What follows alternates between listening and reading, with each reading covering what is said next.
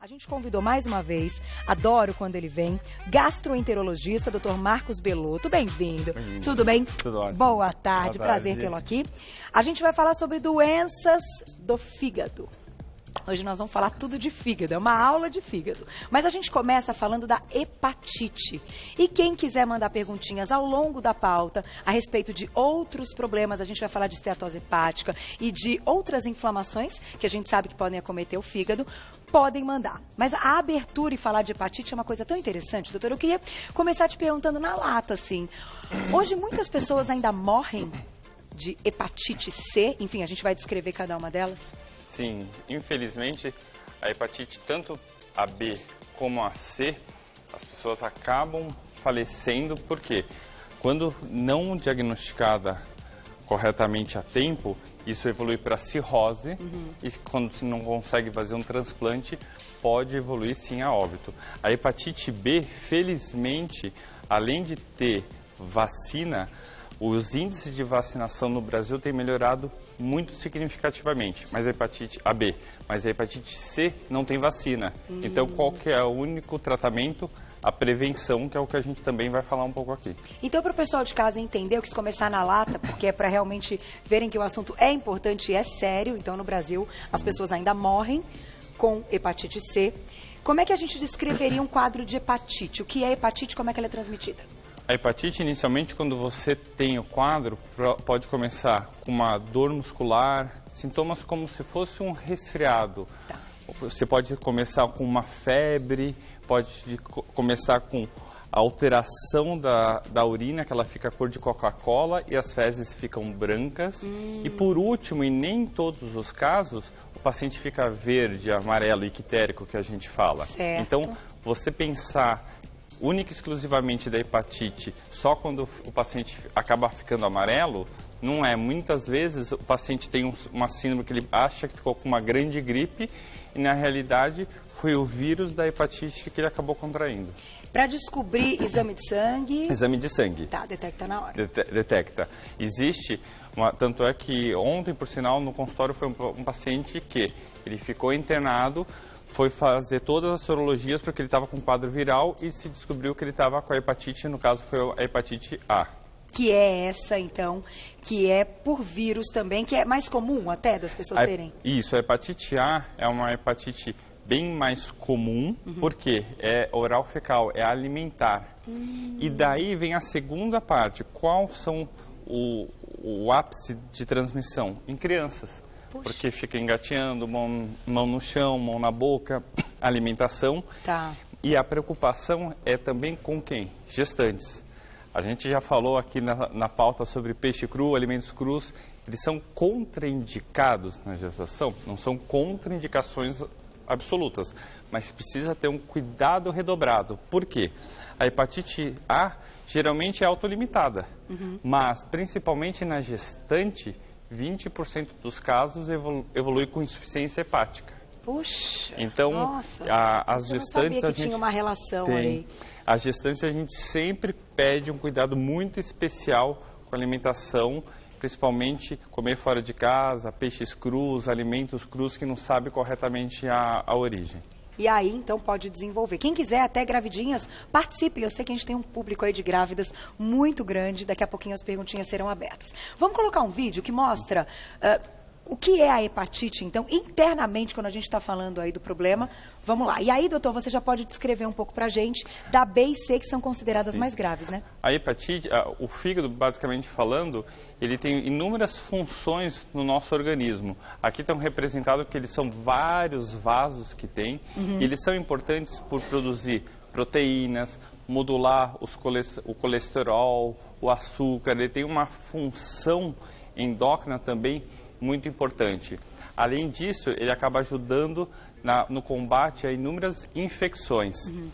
Por isso que o vírus, quando ele entra, ele tem uma predileção por ir até as células do fígado. Tá. Quando ele chega nas células do fígado, ele acaba destruindo. Então, a hepatite, o que é? É a inflamação das células do fígado, esse é um aspecto do fígado saudável, e que ele vai sendo destruído. A gente deu o exemplo da hepatite B e C, que são transmitidas principalmente por quê? Via sanguínea. Tá. A hepatite A e a hepatite E, que é menos comum no nosso meio, são oral fecal. Tá, então, que é o lance até do vírus que pode estar contaminado ali, até no ambiente. Isso. Por isso tem que ter muito cuidado, até nas escolinhas, né? Sim, sim. Volta às aulas, quem é mãe já lembra disso. E sempre quando a criança começar com um quadro de pródromos, de mal-estar, vômitos, diarreia, como se fosse uma infecção intestinal, deve-se pensar na hepatite A. Aí, você trouxe algumas coisas para a gente ilustrar que são interessantes. Já que a gente está falando que essa transmissão ocorre de outra forma, tem alguns elementos importantes aqui. Isso, a gente vai dividir duas partes. A primeira é falar sobre a parte do vírus e depois existem outras formas de inflamação que podem gerar no fígado, principalmente hoje em dia com malhação, os termogênicos, os suplementos e os remédios, que a gente vai falar depois. E o álcool também é importantíssimo, que a gente vai falar também. Vamos lá. Aqui, para que a gente trouxe isso aqui? Toda mulher, as mulheres daqui hoje do estúdio estão todas com a unha super bem feita. Mas o que isso gera? Vocês precisam de alicates, precisam desses utensílios. Você saber a procedência ou levar o seu alicate, os seus materiais, é essencial. Porque a gente não falou que a hepatite B e C é transmissão de sangue. Então, se uma pessoa acabou de usar, não foi corretamente esterilizado e vem outra pessoa usar, ela pode ter pegar. Sim a transmissão. E existe casos que já teve transmissão, inclusive de manicures que trabalham e que acabaram se contaminando também. Verdade. Então, por isso que hoje, felizmente, vocês, quando vão em manicures, elas acabam usando as luvas, elas fazem questão de abrir na frente de vocês. Então, saber que onde você faz a unha é um local confiável, que o autoclave, que é onde esteriliza, é correto, é muito importante. Ou leva o seu material. Aí tem uma dúvida, doutor. Quando a gente está falando, então, dessa hepatite C ou a hepatite B, que tem essa maneira de transmissão, a gente vai falar um pouquinho do tratamento. Mas tratado esse paciente e sobrevivendo, já que a gente citou no início que muitas pessoas acabam vindo a óbito, é como se ele deixasse de ter o vírus ou deixasse de ter na corrente sanguínea. Esse tipo de coisa funciona, porque eu acho que daí a pessoa fica meio que com medo por uma vida toda, né? E pensando, não, eu já tive hepatite, não, mas agora eu me tratei. Como é que é isso? O tratamento, existe duas formas. Existe o tratamento que você objetiva diminuir ele no seu organismo e deixar ele, como a gente fala, latente. Tá. Existe o tratamento que é o objetivo final de eliminar totalmente o vírus da sua corrente sanguínea. Hoje em dia, principalmente nos 2 últimos anos, o tratamento da hepatite evoluiu muito, mas é importante saber que é 100% que se consegue fazer a cura em todos os casos? Não. Então, ainda a prevenção é o melhor remédio? Sim. E os tratamentos são tratamentos que têm efeitos colaterais, são tratamentos um pouco mais complicados de o paciente fazer. Por isso que, principalmente a hepatite B, que você consegue prevenir com a vacinação desde que a criança nasce, é extremamente importante. Essa é obrigatória no Brasil. É obrigatória no Brasil. Está no calendário, né? E todos os profissionais na área de saúde ou que atuam manipulando o sangue, é obrigatório fazer. Que idade que a criança A vacinação é com 2, 4 e 6. Tá. E daí o que acontece, que é outro fato extremamente importante, pacientes que vão no consultório muitas vezes vão fazer sorologia, que a gente sempre pede, e a gente vê que não foi vacinado ou que não houve, que a gente fala, não houve a imunização, porque muitas vezes você é vacinado, mas é o que a gente fala, não virou, o sistema imunológico do paciente não está completamente imunizado, então tem que revacinar. Acontece. Olha, então é importante as pessoas terem aí o hábito de fazerem sorologias de check-up, não? De check-up é um uma alerta vez. Muito... Uma vez que você já viu, então toda vez que vai um paciente, a primeira vez que eu vou conhecer no consultório, eu acabo perguntando a vacinações e acabo solicitando. Isso é muito bom. Particularmente quando eu ingressei na faculdade, é obrigatório fazer sorologia. Eu tinha meu título baixo, eu tive que fazer mais 2 doses de reforço. Eu acho isso interessante porque hoje as pessoas, muitas vezes, os pais, né, quem já está aí, vou dizer, os adultos, às vezes pode ter perdido essa carteira de vacinação, você não vê faz tempo, não lembra. Então tá aí uma maneira até de você manter um controle e saber se você está imunizado, né? Sim, com certeza. Isso eu sempre peço justamente porque ninguém vai no consultório do médico, eu tinha 40 anos e com a carteira de vacinação. Eu, particularmente, eu sei que eu tenho a minha dentro do hospital, que é obrigatório, mas no dia a dia de casa... É verdade, dos pacientes. Muito bom. Eu acho como entra com uma dica muito legal para a gente estar alerta e até atento se algum dia a gente já fez essa sorologia. Eu, por exemplo, não estou me lembrando, acho que eu não fiz. Agora, a gente vai abrir daqui a pouquinho o nosso papo para falar a respeito de outras doenças do fígado, que eu sei que estão chegando várias mensagens. A gente vai seguir para a esteatose hepática depois desse momento. Eu queria só concluir, doutor, falando um pouco do álcool, então, da bebida alcoólica e dos remédios. Particularmente, assim, quando toda pessoa, ela sabe da hepatite B, sabe da hepatite C, tem uma visão do perigo que é manipular sangue, mas o que a gente acaba esquecendo hoje é os termogênicos, os remédios que a gente usa para treinar, eles não são isentos de complicações para o nosso organismo.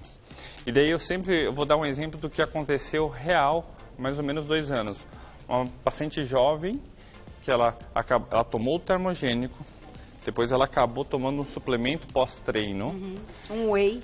A gente, na época ela tinha falado pra gente que era o suplemento que era. À noite ela chegou e ela falou mesmo que ela estava com dor muscular, ela acabou tomando um anti-inflamatório com relaxante muscular. Em 4 dias ela estava na UTI por insuficiência hepática.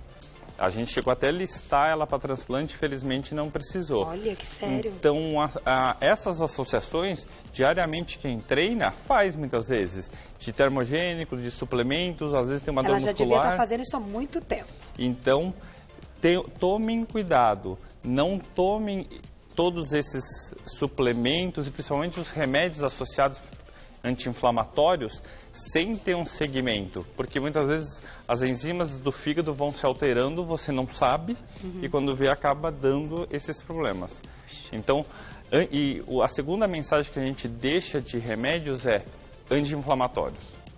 Anti-inflamatório é algo que você compra na farmácia, você toma indiscriminadamente e você pode ter insuficiência renal, insuficiência hepática, além do que a gente já sabe, gastrites, úlceras, mas principalmente quando a gente fala em rim e fígado, a gente deve tomar muito cuidado. Não pode ficar tomando aleatoriamente. Ai, deu uma dorzinha aqui, outra ali, ai, deu uma machucadinha. Tem que tomar cuidado. Tem que tomar cuidado. Vamos colocar uma perguntinha do público interessante a respeito da hepatite. Olha lá, quem escreveu pra gente. Um beijo, Miriam, obrigada. Quais os melhores alimentos, então, para tratar hepatite? A gente pode fazer uma relação de alimentação e hepatite? Para tratar a hepatite em si, especificamente, não tem um alimento que vai tratar a hepatite. Existe, claro, a gente pede para quando você tem um problema hepático, você evitar álcool, você evitar um excesso de frituras, excessos de gorduras, que são substâncias que a gente sabe que pode aumentar a inflamação do fígado. Tá. Mas não tem alimentos específicos que a gente faça uso e que vá melhorar dessa forma. Tanto é que, apesar de, quando a gente lê livros sobre medicinas naturais, terem alimentos principalmente verdes escuros que eles recomendem, a gente sabe que não consegue tratar as hepatites, principalmente como no caso das virais. Ah, é? Porque, infelizmente, como a gente falou, quando você tem a hepatite viral, você precisa tratar com uma série de remédios que eles acabam sendo com efeitos colaterais significativos. E o repouso também é algo importante, né? Assim como na gripe, esperar o corpo se restabelecer. Fechamos hepatite. Quem quiser perguntar mais, claro que pode. A gente coloca daqui a pouquinho, mas a gente vai abrir. Então, vamos já colocar uma primeira dúvida de um próximo assunto e daqui a pouquinho o doutor já começa a explicar, então, esteatose hepática. Tem uma programada já, Glaucia? Então, vamos lá. Na tela. Prontinha. Wallace, obrigada. Como o fígado processa a glicose? Como é que essa história de... Boa pergunta. Fígado e glicose. Tem liga aí, doutor? Ou tem mais problema do que liga? Tem liga. Tanto é que, assim, o fígado... ele tem o glicogênio, que a gente fala que são como se fosse um armazenamento do açúcar. Tá. Quando a gente precisa, o açúcar vai sendo o fígado que não é só o fígado, mas o fígado ajuda a liberar o açúcar para a corrente sanguínea. Tanto que quando você tem uma insuficiência hepática grave, isso é, que o fígado está falindo, uma das coisas que a gente vê é a hipoglicemia. O açúcar fica extremamente baixo no sangue e a gente dá açúcar e mesmo assim não consegue subir. Tá. Então, o fígado é um importante órgão que ajuda na regulação. Ele tem o quê? Um local de reserva de açúcar. Então, quando você tem uma insuficiência hepática, a sua reserva do açúcar vai embora. É claro, quem controla mesmo a glicemia no nosso organismo é o pâncreas com uma série de outros hormônios, mas o fígado entra como um reservatório do açúcar. E conforme a gente vai precisando, vem uma série de mensagens que libera essas reservas do fígado para o sangue. Muito bom. Então tem relação, total. Sim. Muito boa pergunta do Alf. Vamos colocar mais uma do público na tela. Marisete, obrigada. O suco detox faz realmente desintoxicação do fígado ou é mito? Essa história do detox, doutor, de fato, ajuda ou ajuda tão pouco que, digamos assim, se você nunca fez na sua vida, você não está perdendo nada?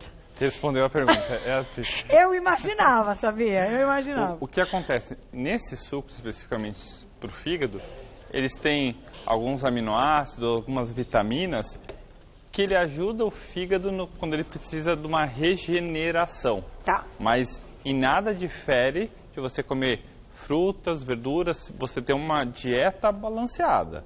Então, essa questão que passei a noite inteira bebendo e depois eu vou tomar o suco que vai desintoxicar e tirar isso? Não. Mentira. Então, se a pessoa tiver uma vida balanceada, um prato variado, um dia come X legume, outro dia outro, salada, papapá, ela não precisa do suco verde todo dia. E mais do que isso, a gente não consegue, se fosse assim, desintoxicar diariamente e agredir o fígado diariamente, está tudo bem, isso não consegue. Agora, a gente agride o fígado diariamente? Infelizmente, sim. Ou aumentando o nosso peso, comendo errado, ou tomando remédios, ou a ingesta de álcool, de alguma forma, mas o fígado, ele é um órgão, ao mesmo tempo, tão essencial, mas que a gente consegue tirar 70% muitas vezes do fígado, por doenças, principalmente câncer, e ele voltar a se regenerar. Olha, que fantástico. Tanto é que no transplante, os pais doam às vezes para os filhos e vice-versa. É possível? Sim, que é a modalidade é transplante intervivos. O que é? No caso do seu pai, tira um pedaço do seu fígado e doa para você. Claro, existe uma série de compatibilidades, mas que hoje, devido à escassez de órgãos que existe no Brasil, de doadores, a gente acaba usando esse método para o tratamento muitas vezes. Olha, falamos a respeito de doação de órgãos, acho que na semana passada. É interessante trazer essa informação, que a gente comentou que para doar medula também não precisa estar morto, que as pessoas podem fazer doação de medula e tal. Então, essa é mais uma maneira, mais uma, enfim, possibilidade de transplante intervivo, né, que vocês chamam. E a medula é interessante que é uma coisa que é um banco mundial que vai. Então, se vocês, telespectadores, fugindo um pouquinho até sobre gastro, mas forem pensar, você ir fazer a doação de medula, você pode estar beneficiando gente de qualquer lugar do mundo. E é algo, entre aspas, um gesto muito simples de doar. Mas eu sempre falo isso, Carol, doação de medula, ou mesmo doar sangue, é algo que a gente é igual à educação. É desde pequeno falando para os filhos vendo, poxa, o papai foi fazer uma boa ação, foi doar sangue, eu quero fazer isso, papai. Agora, com 50 anos, você não vai falar assim, agora eu vou virar bom e vou doar sangue sempre. Entendi. Isso é verdade. Não, e é legal que isso são aulas de, como médicos, eu acho que vocês também têm essa responsabilidade, esse comprometimento de como fazer isso, porque para tirar os tabus da sociedade. Sim. A gente sabe que tem um monte, né? Vamos colocar um videozinho que mostra o que é a esteatose hepática e contar um pouquinho o que a gente faz errado, que isso pode acontecer. Olha lá. Aqui a gente está mostrando o quê? Como que difere primeiro o cérebro de uma pessoa que é obesa da outra que não é, uma série de hormônios que tem e como que ficam as gotículas aqui que a gente vê de gordura. Não se aprofundando muito nisso, mas aquelas gotículas amarelas de gordura, elas vão inflamando o fígado. E conforme vai inflamando o fígado, devido principalmente aos hormônios que são lançados e que são diferentes do paciente no paciente obeso, essa inflamação constante do fígado gera a cirrose. Por quê? Lembra que a gente tinha aquelas gotículas de gordura, elas vão inflamando as células do fígado começam a morrer. Tá. A constante ação dessas gorduras, elas vão fazendo uma fibrose no fígado e essa fibrose do fígado gera o quê? A cirrose. Veja a diferença de cor do fígado de um para outro. Que muda a cor. Se você for ver, o fígado quando a gente vai na feira, ele é bem vermelhinho, né? Violáceo. Sim. O fígado do paciente esteatótico é amarelo. É só lembrar do patê de frogado do ganso. É amarelo por quê? Mesmo. É com uma quantidade muito grande de gordura. Por isso que é gostoso, né? Porque tem mais gordura do que o outro. E a gente se a gente for parar para pensar, é algo que antigamente a gente quase não falava. Mas com o advento da obesidade, que está em constante crescimento, hoje a cirrose já tem países que é a terceira ou segunda causa de cirrose e transplante em alguns países. Puxa, a gente não tem noção, né? E aí, bom, começamos por hepatite, agora esteatose, mas o que chama a atenção, e você trouxe aqui, os meninos já estão de olho, né? Tá chegando o cheirinho aí da coxinha? Coxona, né? Pois é. Quando a gente está falando dessa gordura, e daqui a pouquinho eu vou colocar mais perguntinha do público, a minha dúvida é: toda a gordura pode virar esta gordura no fígado? Ou quando a gente fala, atualmente a gente traz aqui no programa tantas coisas ligadas, gordura boa, o óleo de coco, o azeite, enfim. Até que ponto a gente tem um limite de gorduras, até entre gordura animal, gorduras vegetais, que não comprometam o nosso fígado? Essa pergunta é interessante porque, primeiro, todo mundo sabe que o álcool gera uma inflamação no fígado. Mas o que às vezes as pessoas não sabem, que a gordura também pode gerar inflamação no fígado. E diferente, a gente não tem um limite, Carol, da gordura ruim que a gente fala. Tem pessoas que têm a gordura ruim extremamente alta, você faz os exames do fígado, os exames do fígado estão bons. Tem pacientes que têm o nível de gordura um pouquinho mais alto, mas esse um pouco mais alto, para ele, faz uma diferença muito grande. E eu sempre converso isso com pacientes e eu falo assim, não tem pessoas que fumam a vida inteira e não têm um câncer de pulmão, e outras que às vezes fumaram 2, 3 anos ou nunca fumaram e têm o câncer. Então a nossa genética, a gente não é diferente um do outro. Essa predisposição existe de alguns pacientes? Existe, com certeza. Então o paciente chega, muitas vezes é magro, está com ultrassom de esteatose hepática, você faz os exames de sangue, ele tem o colesterol um pouquinho só elevado e já tem sinais de inflamação no organismo. Tá. Globalmente, para o paciente, para os telespectadores entenderem, quanto, além de frituras, o carboidrato também é um grande vilão, principalmente os carboidratos brancos. Por quê? Você tem a ingesta de uma grande quantidade de energia que o teu organismo não vai absorver, que você não vai precisar, e vai acumular no fígado. No glicogênio. No glicogênio em formas de gordura. Então, não necessariamente falar, doutor, eu não como coxinha, mas eu como 2 pãozinhos. Entendeu? O erro também está aí. Um erro também está aí. Então, a gente tem que ter equilíbrio sempre, né? Mais perguntinha do público, olha lá, quem escreveu pra gente na tela. Gi, um beijo. Tenho esteatose moderada e descobri que estou grávida. Quais os cuidados que eu devo ter? Parabéns, antes de tudo, né? Saúde demais aí pra vocês. Gi, o cuidado principal que deve ter você já deve estar evitando álcool, mas evitar o que a gente falou, os carboidratos de queima rápido, os carboidratos brancos, dá preferência aos integrais, evitar as frituras e fazer exercício físico. Eu ia te perguntar do exercício, muda a história? Muda. Tanto é que muda por quê? Quando você está fazendo exercício físico, você vai precisar de açúcar no sangue, você vai lá para a sua reserva do fígado e que eles vão acabar usando em algumas instâncias o quê? A gordura que está lá. Tanto é que um dos tratamentos, eu sempre falo que a esteatose hepática para o paciente, não tem um comprimido que eu vou lá e tiro a sua esteatose. Tá. É um conjunto de coisas que envolve alimentação, exercício físico e, por último, que tem um aspecto menor, é medicamento. Principalmente exercício físico e alimentação com a perda de peso e melhora de colesterol. E o emagrecimento, como a gente viu nas imagens, a diferença, Sim. né? Que existe. É claro que a gente sabe que pode ter o paciente mais magro que tem a esteatose, mas a grande maioria que está acima do peso. Então, Gi, faça exercício físico, que é algo que, além de fazer bem para o seu bebê, faz bem para o teu fígado também. Muito bom. Tá aí, bela dica. Mais uma perguntinha do público, olha lá. Thaís, obrigada, um beijo. Café em excesso prejudica o fígado?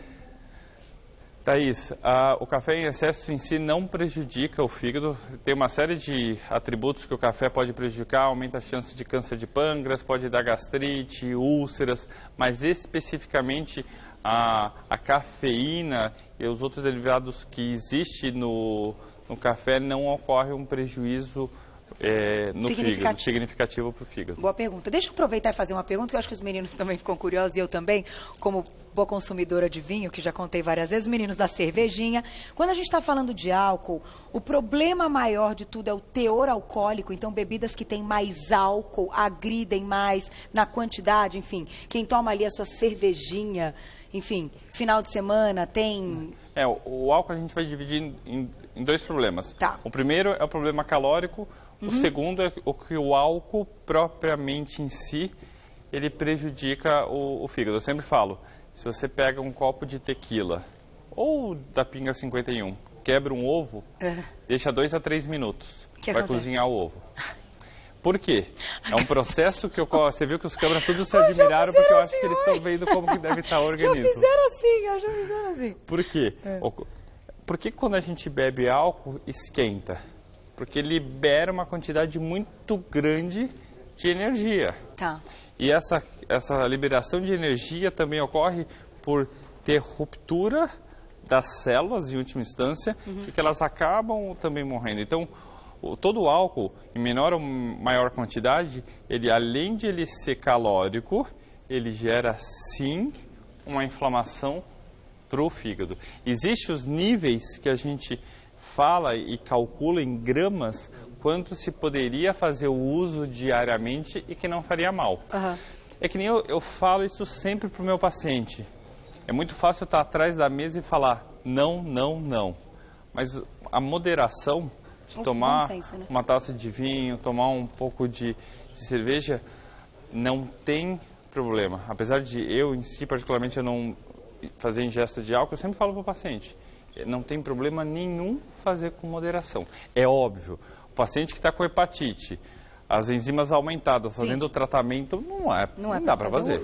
Agora, o que não dá é você também achar que você vai beber 2 copos de caipirinha, 3 copos de caipirinha, e isso não vai ser deletério para o organismo. A sorte, como eu falei, o fígado a gente bate, regenera, mas às vezes ele cansa. E quando a gente pratica o lance da atividade física e bons hábitos, a gente consegue ter um equilíbrio, muitas vezes. Porque dificilmente você vai sair de um treino de 2 horas, vai fumar um cigarro e beber... Sim, uma garrafa geralmente não é muito compatível isso, né? E você sabe, quando a gente está falando até de vinho, de bebidas, é que o brasileiro aprendeu a beber o vinho, etc. Eu sei que muita gente me pergunta a respeito disso, porque eu gosto realmente, eu tenho dado uma estudada. E aí eu li um artigo há pouco tempo, que foi outro dia, eu comentei até com meu pai, das europeias. As europeias acordam e bebem vinho. Aí no almoço, vinho. E à noite, vinho. E aí, enfim, ainda não saiu o estudo que as europeias estão morrendo de esteatose hepática, de hepatite, enfim, você entendeu? Então o artigo me chamou muita atenção. E o que acontece são 2 coisas diferentes, né? A gente se verificou que as substâncias que tem no vinho, que fazem bem, os flavonoides, que fazem bem para o coração, também tem no suco de uva. Mas claro, a gente não é a desculpa, né, doutor? A gente tem o hábito de... E se você for pensar, dificilmente esses pacientes, as pessoas, elas bebem de manhã 4 taças de vinho, ao meio-dia 4 taças de vinho, à noite 4 taças de vinho.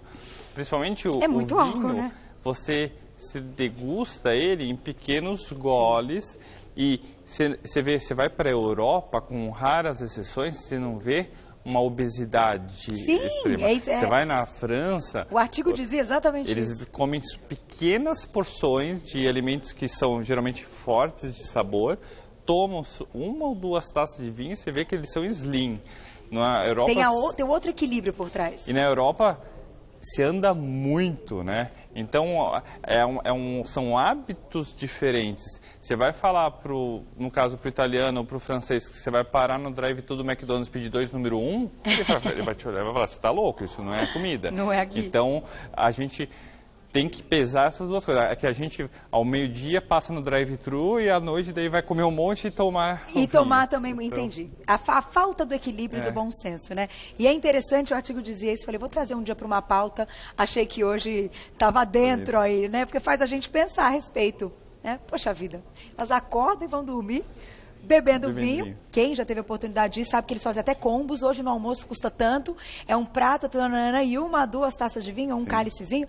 Enfim, e aí hoje a gente falando aí das doenças, eu acho que cabe até para as pessoas terem mais informação. Quer fechar com uma perguntinha, Gláucia? Muito boa a pauta, não dá mais tempo. Doutor, parabéns. Obrigado. Uma aula sempre, muito bom te ouvir, acho que a gente aprende muito. Quem quiser, escreva no nosso Insta, né, no @vocêbonitatv. Mande sugestões, porque certamente, doutor Marcos voltará ao programa, a gente consegue abrir esse plantão de dúvidas e colocar aqui assuntos que vocês realmente querem saber mais. Isso faz parte dos problemas desta sociedade moderna. Eu que agradeço, Carol. Não é verdade? Obrigada sempre. Deixa eu deixar para vocês um site que é o www.gastrooncologia.com.br gastrooncologia.com.br. Obrigada. Obrigado. Sempre um super prazer e uma grande aula. Até a próxima.